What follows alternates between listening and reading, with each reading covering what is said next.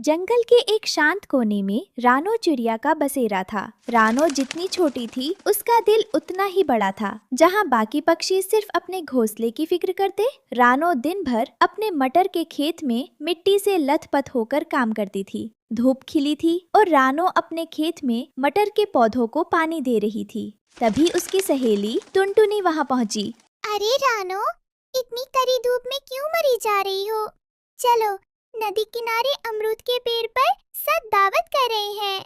बस थोड़ी देर और टुनटुनी, देखो ना, इन पौधों को प्यास लगी है। अगर मैं इनका ख्याल नहीं रखूंगी तो सर्दियों में सब भूखे मर जाएंगे। तुम भी बैठो, अभी ताजे मटर तोड़कर लाती हूँ। ताव ताव। रानो, तुम भी पागल हो। सबको मुफ्त में मटर बांट देती हो, खुद के लिए क्या बचाती हो? कालू भाई, बांटने से कभी कम नहीं होता। जब मिट्ठू और तोती के बच्चे भरपेट खाते हैं तो मुझे जो सुकून मिलता है वो इन मटरों से कहीं कीमती है। तभी मिट्ठू तोता और उसकी पत्नी तोती भी वहां आ पहुंचे। पूरा माहौल चहचहाहट से भर गया। शाम ढलने ही वाली थी कि अचानक आसमान में एक भयानक परछाई मंडराने लगी। वो एक खूंखार चील थी जो एक जख्मी जादुई लोमड़ी का पीछा कर रही थी। लोमड़ी के शरीर से सुनहरी रोशनी निकल रही थी, लेकिन वो बहुत कमजोर पड़ चुकी थी। कोई बचाओ, ये चील मुझे मार डालेगी। आज तेरी जादुई शक्तियां मेरे काम आएंगी। भागकर कहाँ जाएगी? लोमड़ी बदहवास होकर रानो के मटर के घने खेत में घुस गई और पत्तों के पीछे छिप गई। चील ऊपर मंडराने लगी। मिट्ठू, कालू, जल्दी देखो, वो जालिम चील उस बेचारी लोमड़ी को मार देगी। हमें कुछ करना होगा। लेकिन रानो, वो चील हमें एक झपट्टे में खा जाएगी। नहीं, अगर हम सब एक साथ हमला करें और उसका ध्यान भटकाएं तो वो डर जाएगी। कालू भाई, तुम अपने पूरे झुंड को बुलाओ, मैं और टुनटुनी कंकर गिराएंगे।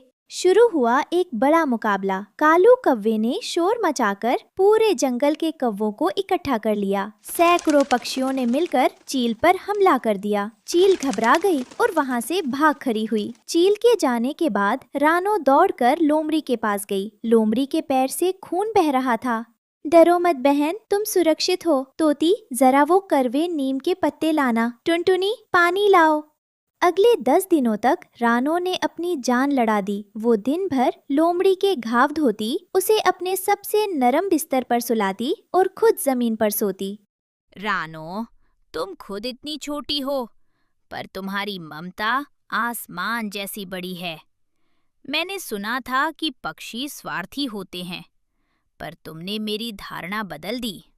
मदद करने के लिए बड़ा होना जरूरी नहीं है लोमड़ी बहन, बस मन में दया होनी चाहिए।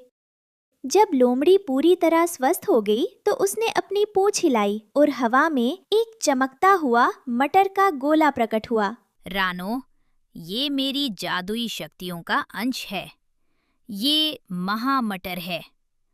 जब कभी जीवन और मृत्यु का संकट आए और तुम्हें लगे कि अब सब खत्म होने वाला है, तब इसे मिट्टी में दबा देना।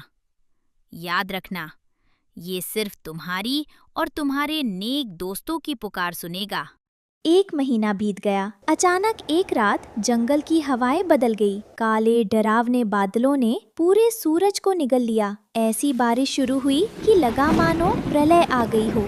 रानो, सब खत्म हो गया। मेरा घर गिर गया। तोती और बच्चे पेड़ के खोखले में फंसे हैं और पानी ऊपर चढ़ रहा है। चीची, रानो, तुम्हारा पूरा खेत बह गया। फसल की एक पत्ती भी नहीं बची। हम अब कहाँ रहेंगे? हम सब डूब जाएंगे। चारों तरफ चीख पुकार मची थी। बूढ़े पक्षी और छोटे बच्चे पानी के तेज बहाव में बहने लगे थे। रानो का मन भर आया। उसके पास खाने का एक दाना नहीं बचा था और उसका अपना घोंसला भी टूट चुका था। सब हौसला रखो। कालू, सबको यहाँ बुलाओ, इस ऊंचे टीले पर। सब पक्षी टीले पर इकट्ठा हुए। सबकी आंखों में मौत का खौफ था। तभी रानो को जादुई लोमड़ी का वो गोला याद आया।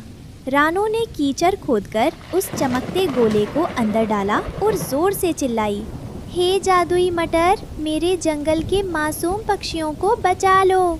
अचानक जमीन कांपने लगी, बारिश की बूंदें हवा में ठहर गई। मिट्टी से एक विशाल हरा तना निकला। वो इतनी तेजी से बढ़ा कि देखते ही देखते एक विशाल महल का रूप ले लिया। ये महल हजारों विशाल मटर की फलियों से बना था। देखो, वो द्वार खुल रहा है। रानो चिड़िया, डरो मत, तुम्हारी करुणा ने मुझे जन्म दिया है। जब तक तुम्हारे दिल में दूसरों के लिए प्रेम है, मेरी दीवारें किसी भी वज्रपात को झेल लेंगी। अपने सभी मित्रों को मेरे आंचल में बुला लो, यहाँ काल भी तुम्हारा कुछ नहीं बिगाड़ सकता। हे दिव्य महल, क्या तुम हमारी बातें सुन सकते हो? तुम्हारी हर फली से एक अजीब सी शांति मिल रही है। हमारे जंगल को फिर से खुशहाल बनाने में हमारी मदद करना। महल के अंदर कदम रखते ही गर्मी का एहसास हुआ। अंदर की दीवारें रेशम जैसी नरम थीं और छतों से जादुई रोशनी टपक रही थी। अरे रानो, बाहर तो बर्फीली हवाएं चल रही हैं और प्रलय जैसी बारिश हो रही है। लेकिन इस मटर के महल के भीतर कदम रखते ही ऐसा लग रहा है जैसे किसी ने मखमल की रज़ाई उड़ा दी हो। इसकी दीवारें इतनी ठंडी और हरी दिखती हैं, पर छूने में इतनी गर्म कैसे है? तोती बहन, ये प्यार और निस्वार्थ सेवा की गर्मी है। ये जादुई दीवारें किसी भी तूफान को अंदर नहीं आने देंगी। यहाँ तुम्हारे बच्चे बिल्कुल सुरक्षित है। अब डरना छोड़ दो। अरे, यहाँ तो मेजों पर ताजे मटर और फल सजे हैं। ये तो स्वर्ग है। महल के बाहर सूखी सूखी जमीन पर अचानक मीठे मटर की एक ऐसी खेती लहलहा उठी जो बाढ़ के पानी के ऊपर तैर रही थी। दोस्तों, ये हम सब की एकता का फल है। कालू भाई, जाओ और जितने भी पक्षी बाहर फंसे हैं सबको यहाँ ले आओ। आज कोई भी पक्षी भूखा या बेघर नहीं रहेगा। पूरी रात तूफान चलता रहा, लेकिन मटर महल के अंदर उत्सव का माहौल था। सबने मिलकर रानो की जय जयकार की। रानो, मैं हमेशा कहता था कि दूसरों की मदद करना बेवकूफ़ी है। आज अगर तुमने उस लोमड़ी को न बचाया होता तो आज हम सब इस पानी में समा गए होते। कालू भाई, अच्छा काम कभी बेकार नहीं जाता। आज से ये महल हम सब का है। रानो, तुमने हमेशा दूसरों की मदद की, इसीलिए आज कुदरत ने तुम्हारी मदद की है। अकेले का सुख सुख नहीं होता टूनटूनी, जो साथ मिलकर बांटा जाए वही असली खुशी है। जब सुबह हुई और बारिश रुकी तो पूरा जंगल नष्ट हो चुका था, लेकिन रानो का वो जादुई खेत और महल अब भी वहाँ था। रानो ने वो जादुई बीज सबको बांट दिए ताकि हर कोई अपना खुद का सुरक्षित और जादुई घर बना सके। उस दिन के बाद उस जंगल का नाम मटर वन पड़ गया, जहाँ प्यार और सहयोग की सबसे बड़ी फसल उगती थी।